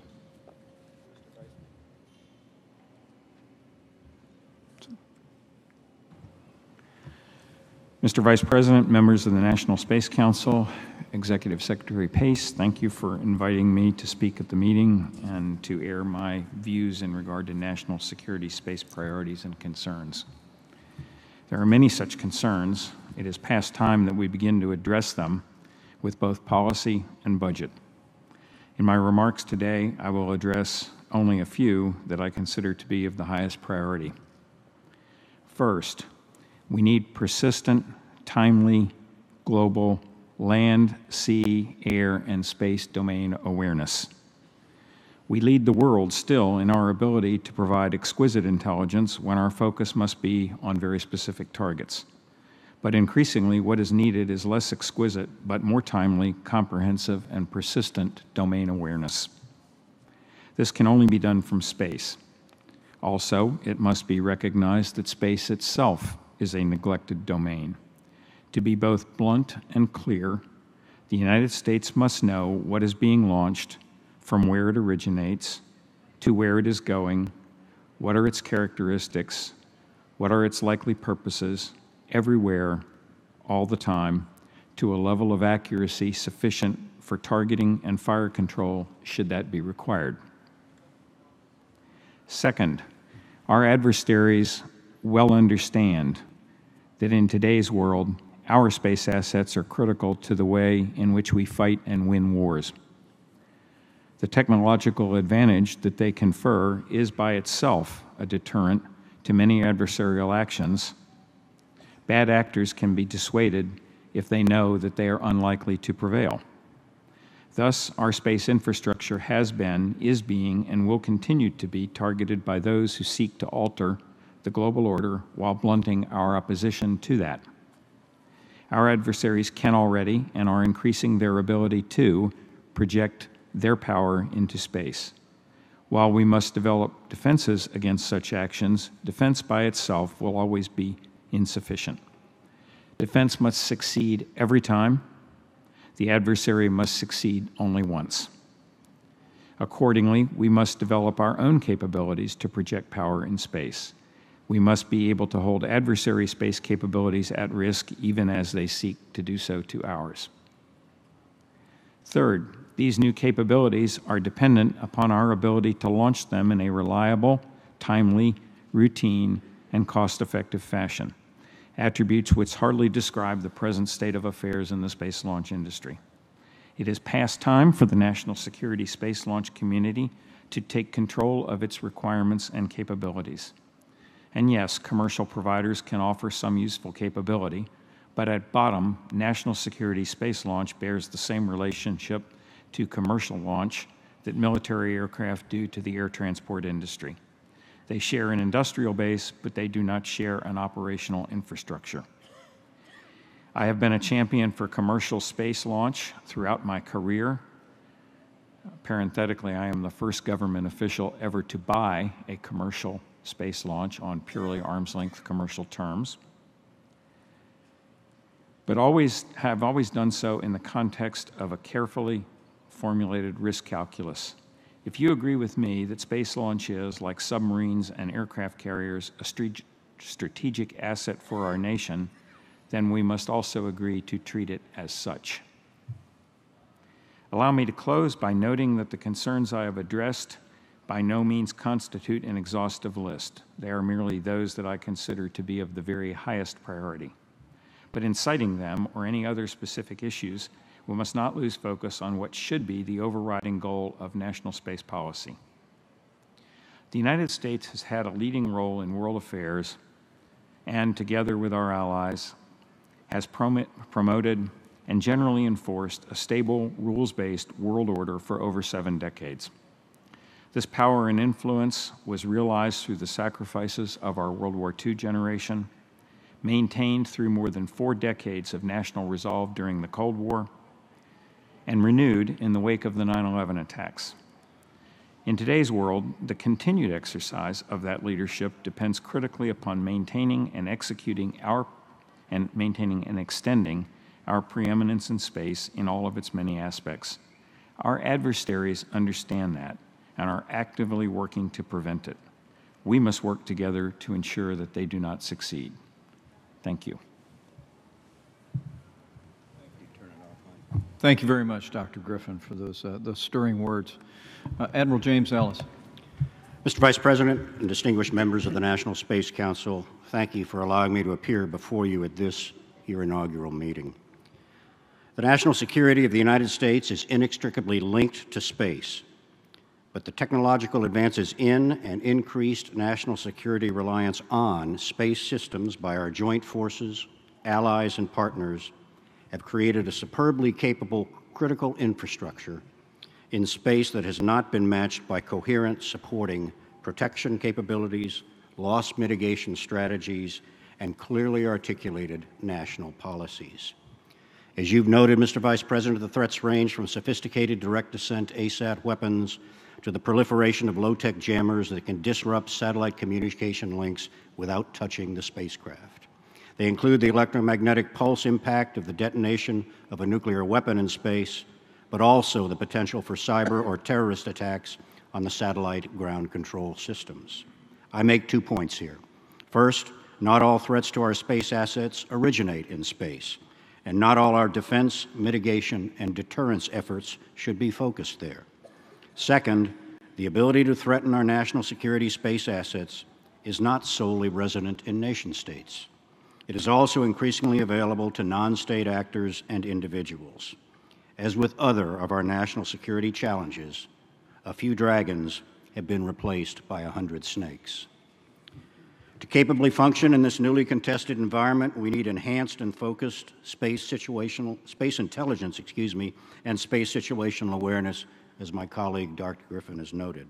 We also need dramatically improved technical and tactical capabilities for the warfighter. We need a coherent architecture to make robustness and resilience specified and quantified requirements in all elements of our systems, and we need a system reconstitution and mitigation capability that is truly operationally responsive. We must include commercial and allied partners in these conversations and appreciate that, if added to all space platforms, even relatively simple technologies, such as that motion sensor that turns on your garage light when someone walks up your driveway, can add insight and understanding to a global space neighborhood watch. We need better tools to analyze as a complete system our space-related critical infrastructure so that we understand where the need is most urgent. And finally, we simply must get it all done faster, because the threats are growing faster than our ability to counter them. A friend of mine once told me that you know you are really in a crisis when they start waiving the rules. In national security space, we are there, and it's time to appropriately unleash our world-class developmental, manufacturing, and operational expertise. Finally, in space, as in the cyber world, national security strategies from land, air, and sea do not always translate, and classic concepts of kinetic deterrence may not apply. A shared understanding of both what we are trying to do and what are the limits on which we are allowed to do is essential. Clear and unambiguous policy and strategy guidance from all of you will be vital to ensuring we achieve unity of purpose and effectiveness of outcome. That clarity is also critical to reassuring our allies and deterring potential adversaries. We must lead global efforts to shape collective behavior and be very clear in our declaratory policies about what we stand for in space and what we will not stand for. We must not confuse effort with outcome or technology with strategy. In space, as on Earth, tactical energy in a strategic vacuum, no pun intended, is a recipe for failure. And in preserving America's national security space capabilities and that of our partners and allies around the globe, failure is not an option. Thank you, and I look forward to your questions. Thank you, Admiral, for those very strong remarks. I look forward to our panel's discussion momentarily. With that, the chair recognizes Colonel Pamela Melroy, who has a distinguished career as an Air Force test pilot, but also an astronaut who piloted the Discovery behind me in 2000 and was the commander of Discovery's mission in 2007. I think that's worth a round of applause. The applause is for Discovery. Thank you, Mr. Vice President. Good morning, Mr. Vice President, members of the National Space Council. Thank you for inviting me to speak to you today. I am deeply concerned about sustaining the U.S. ability to use our space assets to ensure air, naval, and ground superiority, and to shore up our diminishing space superiority. Speed, the tempo of decision and information, is the problem, because our adversaries have figured out how to move inside our military decision loop, and our existing precision kill chain is inadequate to address many new and pressing threats. You're going to hear me echo several comments made by Dr. Griffin and Admiral Ellis. I'm going to do a little bit of a dive into what I consider the two most pressing issues. The first issue is the tempo of space domain awareness, knowing what's going on in space real time rather than forensic information days after the fact. Currently, the Air Force has about a dozen dedicated, exquisite sensors with superb accuracy. They're scattered widely, they can be affected by weather, and can only take periodic snapshots of objects in space. Hours and even days go by without updates to orbital locations. Today, there are emerging threats to our spacecraft that can maneuver in minutes and hours. The possibility of missing a dynamic threat to our spacecraft is unacceptable. We have to have more sensors to get more frequent updates, but these sensors don't have to be as precise and as expensive as our current sensors. The frequency of observations, combined with our current sensor data, makes up for the lack of precision. The proliferation of commercial space surveillance sensors is a potential fit for this need. The second area where increased tempo is needed is tactical intelligence to support the ability to find a target, track, and engage it, as well as to perform battle damage assessment, the entire kill chain. In recent decades, we've become expert at using air assets to supply information for our precision weapon systems. In the future, we can't assume a permissive operating environment for those air assets. Now, we do have truly magnificent space capability for strategic intelligence, critical for the planning, awareness, and attribution. However, this capability is spread very thin, cannot be redirected in short tactical timescales, and may now be held at risk. Additionally, our command and control structure isn't designed to absorb and disseminate information quickly at large geographic scales such as the Pacific region or for multiple concurrent operations. Enhancing our architecture with low-cost small satellite constellations can provide persistence and retasking on short timescales. These constellations should be under the direct control of the warfighter as tactical intelligence assets.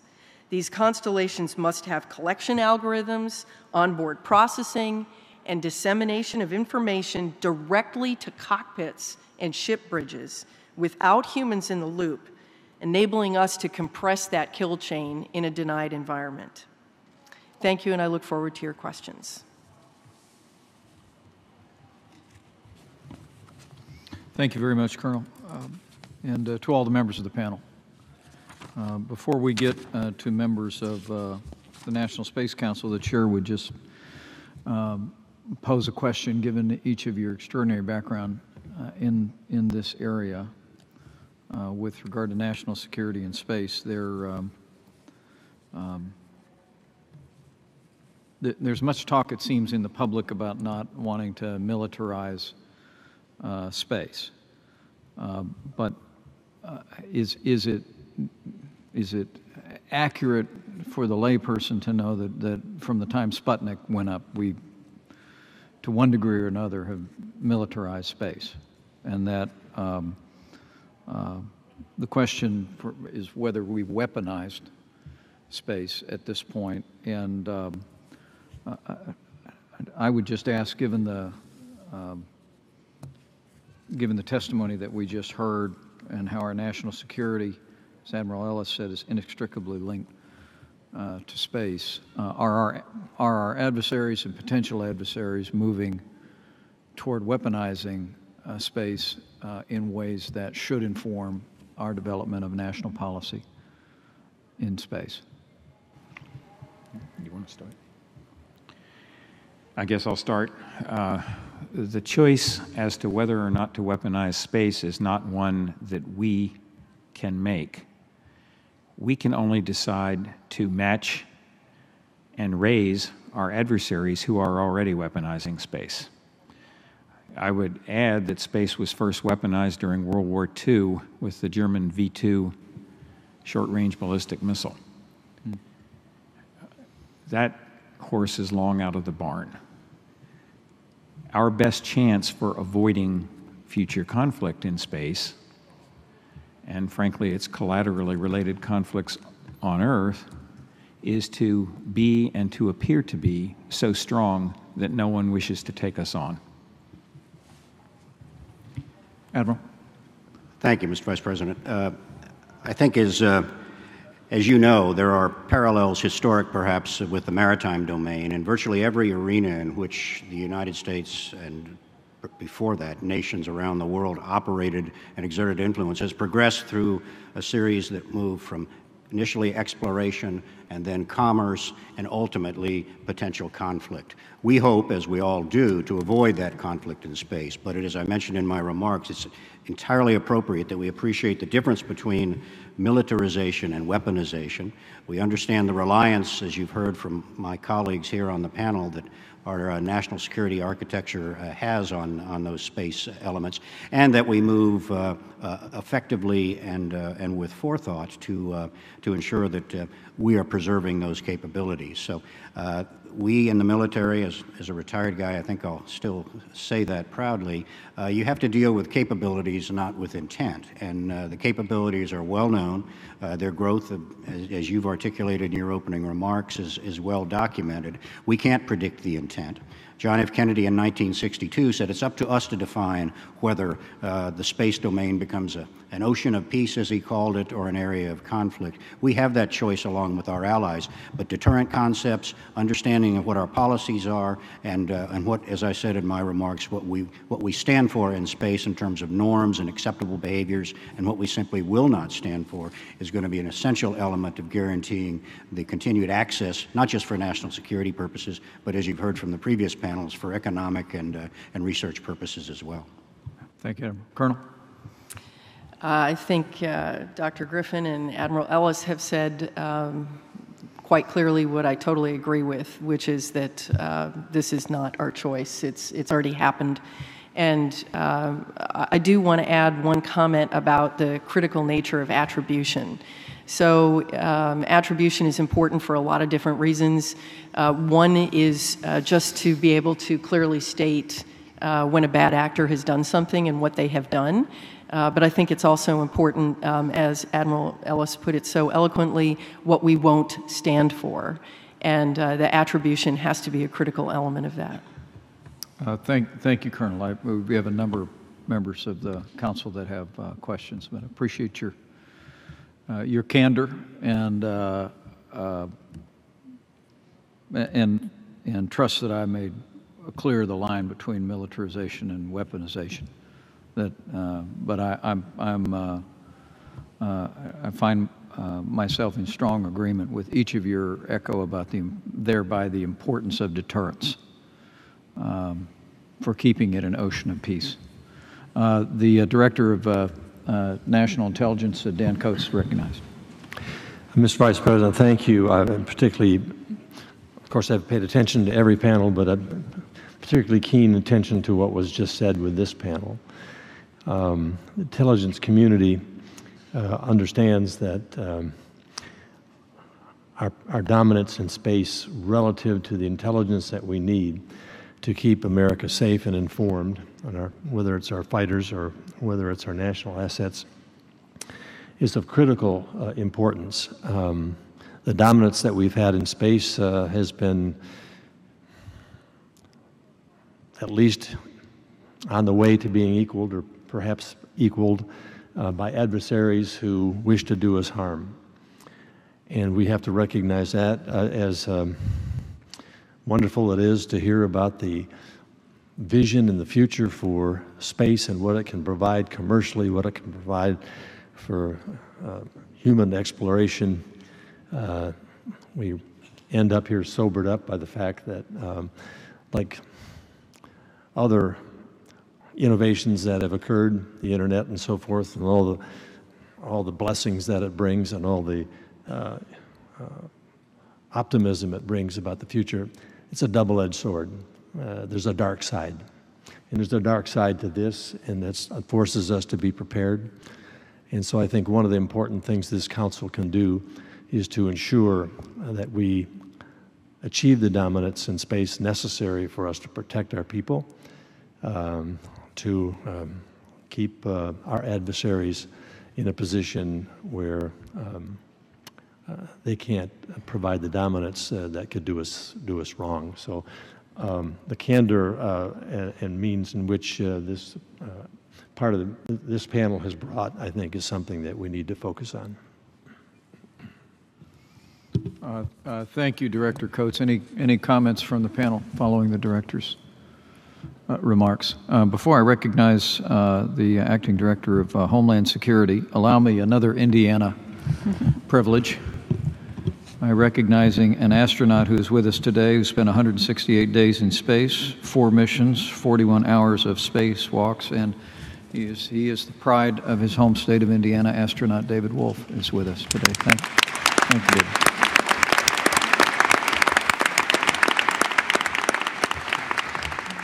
May not forgive me for that, but had to do it.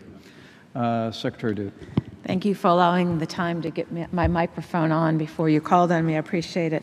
I definitely agree that we need a space strategy, a space security strategy. And I've heard 2 different things among the 3 panels. One is critical infrastructure in space. So we have commercial, we have a national defense, and it would almost argue for addressing some of the threats as critical infrastructure align with that. So in the commercial sector, we'd have to make sure we have cybersecurity and national defense, the resilience you talked about. But then someone, and I believe it was you, Admiral Ellis, mentioned space as critical infrastructure. If we take your recommendation for this strategy, should we be looking at space as a critical infrastructure and all the security needs we'd have it across the national defense, homeland security, and commercial? Do you have any recommendations? Well, I think you're exactly right, Madam Secretary. The reality is that in space, as in so many other domains, as Director Coates knows well, the line between what is a national security asset and what is a commercial asset has long been blurred. We rely very, very heavily in the military, in today's military, on commercial entities, and so that's the reason that the definition critical infrastructure writ large, it's inappropriate anymore to parse it out very narrowly on military only or national security only or intelligence community only capabilities, because we are reliant on that full range of capabilities as resident space, including commercial, in order to accomplish that mission. It's a complete system now and needs to be addressed as such, and that's why I use the critical infrastructure term and think that a strategy needs to be focused on how we can effectively secure that in its entirety, not just protect one element of it that may have a DoD or an intelligence community label. I'd like to echo that, and there's a piece of this that it's a systems engineering problem. So you've heard from 3 panels today. Each civil, commercial, and national security space are all inextricably linked together, particularly by this infrastructure, but also by other technologies. And when you stop and think about the number of ATM transactions that go through commercial geosatellites today, and ask yourself about critical infrastructure, you begin to see that it's not just a launch pad or other types of capabilities that are in that critical path. So from my perspective, it's very, very important that the strategy looks across all the domains and is an integrated systems engineering approach to what is the architecture of that infrastructure that we need, how will we support it, and if we make changes to what we're doing today in one area, how it affects all the other areas. I'd like to add a quick comment to put some numbers on what Admiral Ellis was talking about. 80% of our national security communications go via commercial satellite routes. If we were to lose that infrastructure, our national security communications would be greatly reduced in capability. When we talk about economic infrastructure, I don't think the general public realizes the extent to which the Global Positioning System's timing signal is critical for these ATM transactions and every other point of sale transaction conducted in the United States and throughout most of the world. I have to ask the question, to what extent do we believe that we have defended ourselves if an adversary can bring our economic system near collapse? We may not lose a single piece of hardware, but we're not functioning as a nation. Thank the panel. Thank you, Madam Secretary. Secretary of State Rex Tillerson.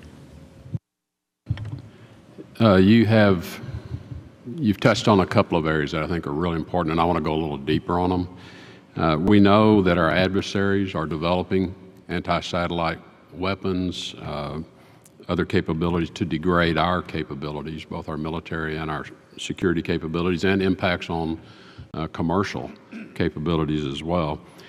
And as you've pointed out, deterrence, having a strong posture has always been what has been reliable in the past. And much of that is built with allies and partners in the past. We have existing structures of alliances today.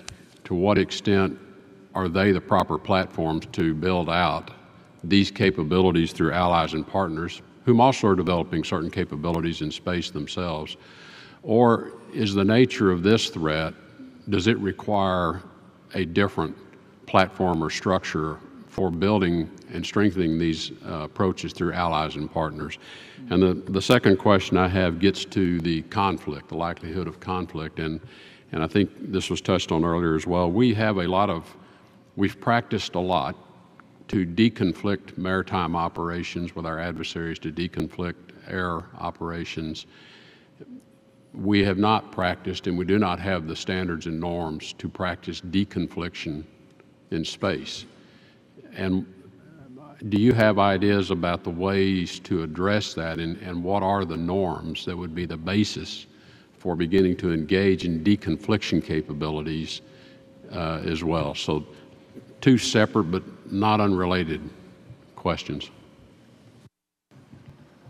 Well, I'll be glad to take the first shot at it. First, in interest of brevity, allies are absolutely essential in this effort going forward. If anything, even more so than the atmospheric and the maritime domain, space is a true global commons. And the number of participants that are involved actively in space with satellites and space programs of their own is well over 100 now.